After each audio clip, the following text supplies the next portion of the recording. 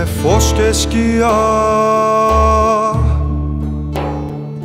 τα πρόσωπα των ανθρώπων, κάποιων τύπων και αεροσκόπων που θέλανε να βγάλουνε λαβράκι στα ρηγά απ' τη θάλασσα της πόλης μας, κι έτσι πουν ό,τι βρουν στη στιγμή, μα μετά ξεχνάνε.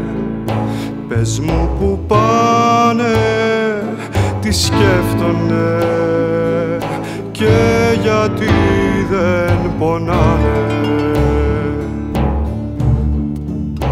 Κατηγορώ τη γενιά των πατεράδων μου που με μεγάλωσε αλήτη, έναν αδιάφορο αγύρτη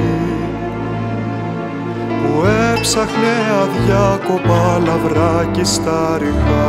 Είναι φως και σκιά